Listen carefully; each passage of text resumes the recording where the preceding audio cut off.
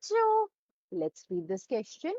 The question says, mention any 5 symbols which came up during the French Revolution and explain their significance.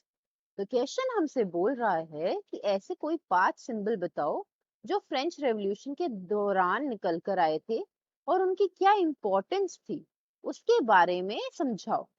Now coming to the key concept, we are going to talk about French Revolution. French Revolution था क्या?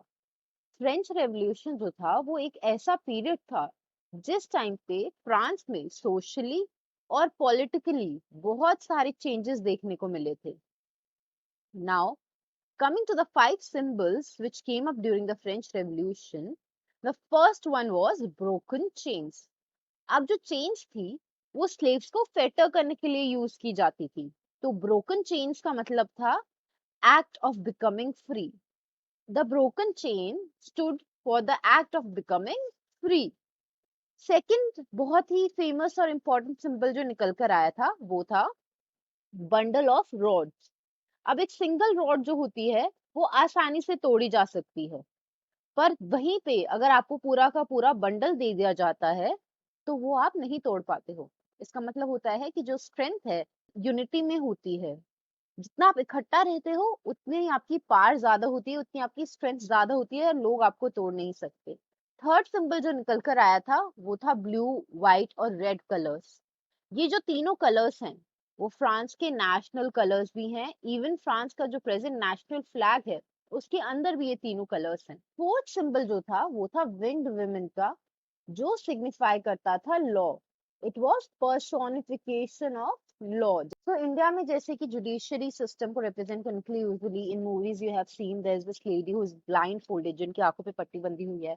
She is a balance scale in her hand. तो ऐसे ही जो winged women थी France में, it was a personification of law. वहीं पे जो फिफ्थ सिंबल था वो था law tablet.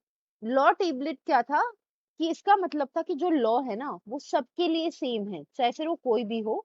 And everyone is equal before law.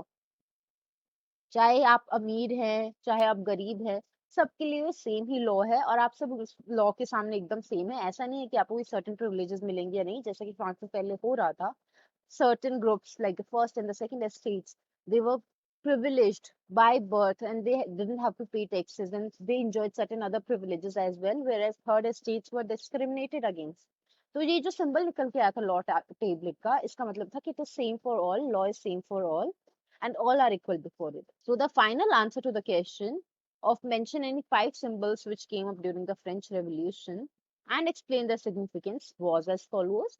Hope you understood it well. Best of luck. Thank you so much.